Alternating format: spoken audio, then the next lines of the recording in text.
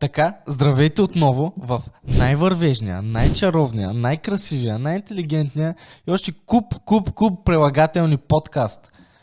Бемече каст! Да, благодарим. Обичаме да се пляскаме. Това до мен е един нов гост, нищо, че е първи епизод. Кой е това? Аз съм Веси. Да, Веси Илиева, Веселина Илиева. Приятно ме. Аз съм доброволец в Български младежки червен кръст от близо 4 години и много се радвам, че съм тук с вас, господин Георгиев. Вау, поласкан съм. За какво ще си говорим днеска, Веси? Ще си говорим за началото на всичко, сентенцията. Това малко, всъщност голямо нещо, което Е кръста. се нарича... което е кръста и се нарича общи знания. Да, точно така. В малко по смиляем общи знания е началото и историята за това как е бил създаден Червения кръст и Червенокръстското дело. Но преди това искаш да разкажеш малко за място, на което ходи това лято, Веси. Освен Гърция, Добре. ходих на лятна академия. Лятна академия е тази седмица в село Равда, която прекарах аз, и е 7-дневно обучение. Да. 7-дневно обучение, на което доброволци се обучават по различни модули и направления от кръста, за които ще ви разкажа малко по-късно. Те бяха активно включване в социална среда, т.е. АБЦ, хуманитарно образование и този, по който бях аз, писане на наръчник на тема лидерство и екипност. Малко за този наръчник ще ви споделя. Той е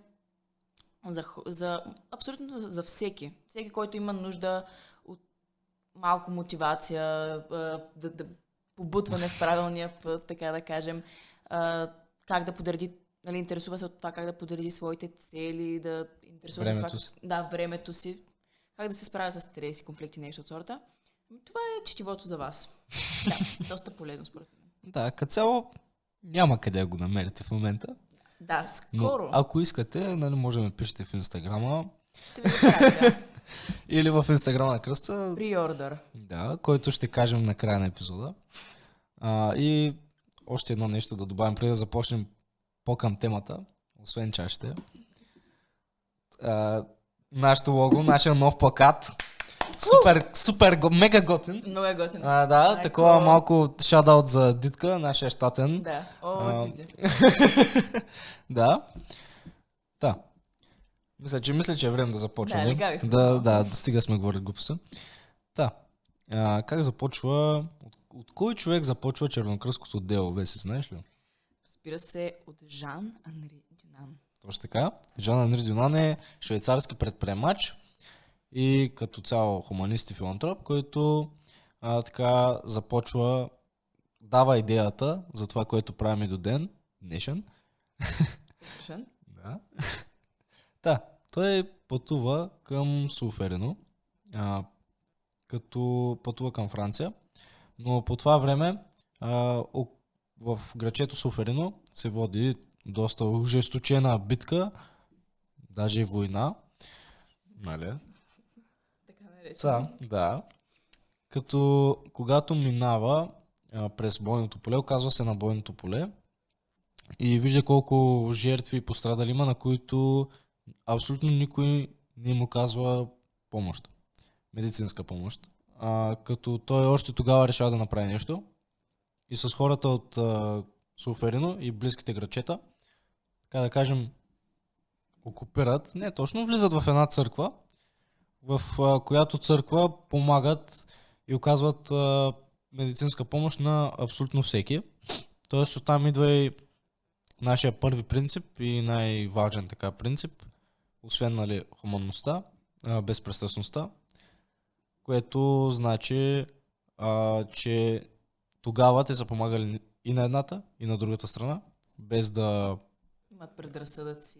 Абсолютно. Да. Като по-късно той се връща. Нали? Се прибърз. Да. И решава, че трябва да напише книга, която е наименува Спомени от Суферино. Тя излиза през 1862 година, малко звуча като урок по история, обаче това са важни работи, няма как. Няма да говоря толкова много повече дати, обещавам. През 1863 в Женева се провежда един частен комитет, който е свикан от Анри Дюнан и още 4 човека участват в него, които са така видни хора за града Женева.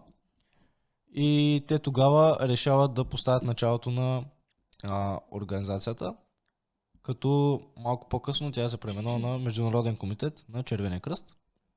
А с кой занимава Международен комитет на Червения кръст? Това е, така да кажем, неутрален орган когато има боен конфликт. Извинете. Когато има боен конфликт, те действат като неутрален орган, т.е. там биват изпращани доброволци от Червения кръст, които не заемат нито една позиция на този конфликт и помагат с каквото могат, реално. Това е. А какво е Международната федерация на Червения кръст, Червения полумесец, което е различно от Международния комитет ВЕС? Това е, федерацията е, така да наречем, корабът майка. Това е, да кажем, федерацията е тук и всичко прави ето така. Излиза от това е ядрото. Да, това е ядрото. The core, както знаете. Дейността на федерацията е това да насърчава и да съдейства за работата на всички дружества, за които също така ще разкажем малко по-нататък, във всяка страна. Да, момент, искаш направо сега да разкажем. Т.е. да обясним какво означава национално дружество. Национално дружество е всяко дружество, което действа в една страна. Т.е. както ние имаме български Червен кръст, така има и в другите страни, нали, американски, великобритански и така нататък. Това са националните дружества, които биват свързани от Международната федерация. Да, която ги координира и организира дейност една между друга и като цяло един вид връзката между тях. Абсолютно, да. За колко, между другото, колко доброволеца има в организацията? Не знам, скоро около 15 милиона. 15 милиона. Да, това е факт. Може би са повече даже. Да. Всъщност целият свят, цяло Търговище. Да, само в Търговище са 3 милиона, между другото, да. 3 милиона. София са по-малко. Да. Трябва да отбележим обаче, че наистина Червения кръст е най-голямата организация в света и има дружества в почти всички страни в целия свят. Да. Всъщност, на какво се базират нашите принципи, нашата ценностна система, Веси? Нашата ценностна система... Да, нашите принципи. Нашите принципи, нашата ценностна система се базира около това, като цяло да си... Това, че всички са равни, че... Имаме наименование за това. Безпристрастност. Да. Добре, ще кажем, висшите принципи всъщност са хуманност и безпристрастност. Като хуманност, мисля, че надявам се, че всички са запознати, които слушат с това какво е хуманност. Или да са добри хора. Да, абсолютно по-простото човечност. Като конкретно в кръст се отнася с това, че ние целим да помогнем на всеки, който можем и го правим доброволно от наша воля и се опитваме да защитим и да така, как да кажа, да всяка човешка личност да бъде респектирана. Уважена. Да. Безпристрастност, както споменахме преди малко, е това да не вземаме никакво отношение по каквато и да е черта, било то раса, било то националност или религия, или каквато и да е социално положение, например, се стремим да гледаме кой има най-голяма нужда от помощ и първо при тях да достигнем, нали, да постигнем някакъв контакт с тях и да им помогнем. Да, другите 5, нали? Да, добре. 5 основни Те са основни, 7, да. основни. Те са 7, да. Другите ни 5 принципа са на второ място независимост и неутралност, като да, като независимост, Независими сме. да, Организацията. абсолютно. Нашата организация така действа по законите на всяка страна, в която е, но когато те нарушават принципите на Червения кръст, Червения кръст действа по нашите си принципи и е, да кажем, една идея над закона. Да. Кръста е алфа. Мгм. Да, неутралност. Пак може би да кажем един вид, че се препокрива до някаква степен с безпристрастност, че да, не вземем отношение, не вземем мнение по каквато и да е философски въпрос, политически въпрос, религиозен въпрос. Просто ние винаги сме в средата. Нямаме мнение по каквото и да е било. Не, може да имаме, но не го изразяваме. Да. Можем да имаме ние като Като отделни личности, да, свободен електрон, но като членове нямаме мнение Спазваме и когато носим нашата емблема, ние спазваме принципите. Точно така. Да, другите ни 3 принципа са доброволност, естествено. Ние правим всичко в кръста доброволно и мисля, че няма нужда да обяснявам повече за този принцип. А другите 2 са единство и неутралност. И универсалност. Извинете, да. Значи за единството, както споменахме по-рано, във всяка отделна страна може да има само по единствено дружество и оттам, нали, от корена на думата. Съответно, също така разбираме, че ние трябва да сме единни и че заедно с другите дружества трябва да си кооперираме, да работим заедно и да разпространяваме навсякъде тази добрина и хуманност. Да, и нашите принципи. Да, нашите принципи. Универсалността малко се покрива с последното, което ви се каза. То е, че ние, националните дружества, когато има нужда някое друго дружество от помощ, те би трябвало да се притекат на помощ. Всички са с равни права, няма някое дружество, което да е по-напред. И това е. Yeah. Като ние споменахме по-рано нашата емблема, предполагам доста хора са я виждали, нали, смисъл и тези, които слушат подкаста, би трябвало да са я виждали, все пак не много.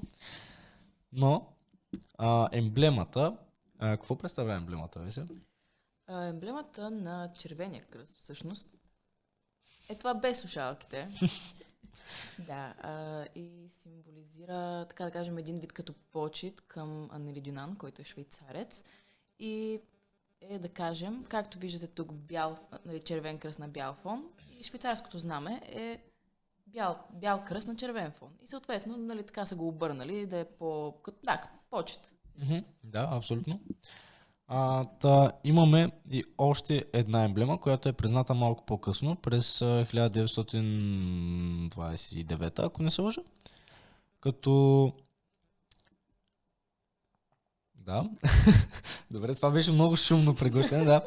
Нашата друга емблема е червения полумесец, който всъщност не е мотивиран от религиозни мотиви. Все пак е, за да не става конфликт, реално е бил вкаран от Османската империя, но не символизира на нищо религиозно, т.е. и в България може да има червен полумесец, но не трябва да има червен кръст. Точно това, което обяснихме за принципите по-рано. Може да има само едно дружество. Да, като през годините е имало опити да се създават други емблеми, но те не са били приемани.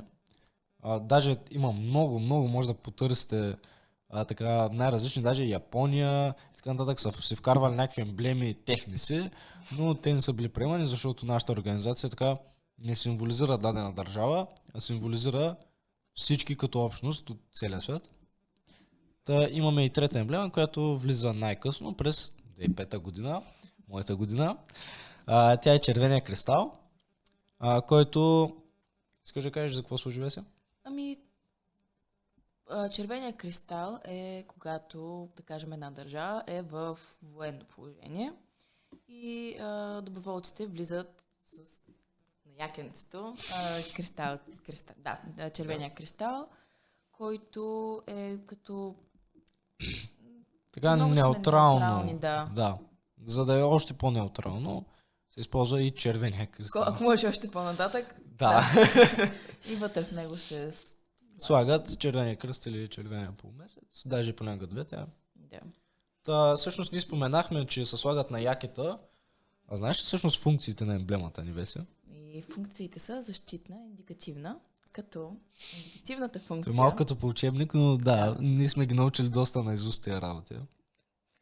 Може после да ви споделим защо сме ги научили наизуст.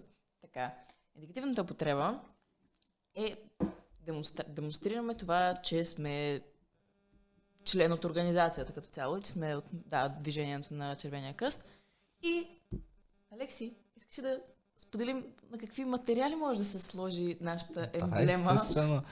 Ти ли почваш или аз? Давай, започвайте. Тениски, якета, шапки, шалове, елеци, чаши, чини... чини не съм виждал още. Четки за зъби. Четки за зъби, чорапи, одеяла, завивки. Раници. Флагове, да, раници. Какво още? Значки. Стикери, да. Тетрадки. Сувенири. Много още. Моторни превозни средства. Да, между другото и на коли. Да, не съм бях замислил, обаче се засетил. Календари. Да, абсолютно можем да изредим още много, но мисля, че няма нужда. В момента току-що ми съобщават, че са създали телевизор с марката на кръста. И е във формата на кръста всъщност. Да. Да, по-сериозно, защитната употреба на емблемата ни, това пак при военен конфликт, повтаряме се доста пъти, но да, при военен конфликт използва в по-големи мащаби, слага се на кораби, сгради или други такива по-големи обекти, като това показва, че това е територия на защитена от нашата организация. Да. Като нашата емблема на Българския червен кръст и на Младежкия червен кръст, реално не можем в момента да ви го покажем, може да ги погледнете. Но пак с червен кръст и има символи, които показват българското знаме. Ще ми кажеш ли за някакви грешни употреби на емблемата? Да, мога да ти кажа, да. Ще започнем от първата грешна употреба, която доста често и много хора не знаят. Е реално, че на болниците, ако видите точно нашата емблема с точните размери, които са нашите, е неправилно. 5 перфектни квадрата, да. На бял фон, червен. Ако ги видите, това значи, че тази болница използва неправилно кръста. Нашия кръст е само за нас, не за болницата. И да, това е един от примерите, които сещам сега, но се сещам и друг пример. Като така с Веси бях на един път, не спомням в кой град, но то ги има в доста градове тези люлки, които са люлки, така заплащаш едно левче и те въртят там. И така погледнахме после на тази люлка отгоре, какво пише и гледаме такова Шрек, Макуин, кръста и после Мики Маус, колите, като цяло не знам какво прави кръста там. Любимия анимационен герой. Да, това е още една неправилна употреба, но после така поговорихме с нашия председател на Български младежки червен кръст. Стели Джамбазова. Да, здравей, Стели. Гледаш, Търгуващите фен. И тя ми каза, че реално така нашата организация е позволила, защото получаваме някаква част от... Субсидии. Не, това е неправилно. Не получаваме субсидии, но получаваме малка част от това едно левче. Когато някои дете са пусне, да. Какво? Когато? Някои дете са пусне. Пусне, добре. Да. Като... Май трябва да обясним, защото споменахме нашия председател, все пак да обясним нашата структура, какво представлява. Това е една, така да кажем, трислойна... Четирислойна... Добре, де. Трислойна организационна, да. Започваме от клубното ниво, така да кажем. В нашата област има 4 клуба, 2 в Търговище, 1 в Антоново и 1 в Попово. Като, клубовете могат да са не само, както нашето, ами могат да са и в училища, в университети. Това е най-ниската част, която просто събира доброволци. Има клубен координатор, естествено се избира и заместник клубен координатор. Да, и е част от областното ниво, съответно. Нататък. Да, съответно областното ниво вече съединява всички тези клубове. Нали така? Като тогава вече се избира областен координатор. И заместник областен координатор. Да, като има така някакво между ниво, дето го има само в София, но там няма го обяснявам, защото не сме от София. Може нали някой от София да се обади да ни обясни. И третото ниво е изпълнителния съвет. Какво е изпълнителния съвет, Деси? Изпълнителният съвет са най-топа. елита. Да. Те като цяло са хората, към които трябва да се обръщаме, ако имаме нужда от някаква подкрепа или помощ. И са там, за да подпомагат нашата дейност. Да. Като те също биват избрани, естествено, на 2 години мандат. Да. Като те са 6 човека, ако не се лъжа. Да, заедно с председателя. Стеля. Като те отговарят за няколко области и някои от направленията, които след малко ще обясним. И те реално, както областното ниво свързва всички клубове, изпълнителният съвет свързва няколко области и така става пирамидата. Yeah. Да, като някакъв интересен факт може да ви кажем, освен че има 27 дружества в кръста, в България. В кръста в България. Не, 27, като в София има София град и София област, всички други са по областите. Като интересен факт, първото дружество е било в Сливен, нали така? Да. Да. Вани! Да. Браво, Сливен! Да, шаут за Ваня. Това само някои хора ще го разберат, но няма проблем. Да. Като споменах направленията, искаш ли да ги обясним, Веся? Все пак, какво представляват? Да, като цяло, значи имаме 4 направления, по които водим обучение, съответно. Да, и римуваме, защото така правим в кръста, по принцип си говорим в Риме. Да, и нашата дейност реално е свързана с всички тези 4 направления. Да, ще кажеш в Рим, за Римите, да. Да, да кажем, първото направление, от което идва и смисъла, според мен, нали, се ражда кръст всъщност организацията, първата помощ. Като в първата помощ влизат ПДП. Първа до лекарска помощ. Да го отковаме ли? Давай. ПСП. Давай пак. ПДП, първа до лекарска помощ. ПСП, психосоциална подкрепа. И ППХП, първа психологична помощ. Да. Не е репетирано. Не, изобщо. Мисля, че се ми чика цяло. Така, втория модул е хуманитарното образование. В него влизат международно хуманитарно право, като цяло... Което включва всичко това, което говорим в момента и други работи. Да, като цяло дейността на кръстно богом. АБЦ, или активно включване в социална среда, в което влизат екология, влиза healthy, каквато и да е работа с деца като цяло, влиза... Life skills, умения за живот. Да, и мисля, че... Някои други работи, да има нещо, но те винаги се променят като цяло и влизат много нови модули. Да, както казахме екологията, примерно този модул започва да навлиза от миналата година. Да, но то все още не е така напълно направено. Да. Направено е, има наръчник, хубав е, просто не сме направили толкова много дейности по това. И здравната програма, която включва всичките, като цяло всичко свързано с здравето, здравословен начин на хранене, хигиена, превенция на спин. На наркомании. Да, на наркомании. Да. И като цяло на това е. Да. Като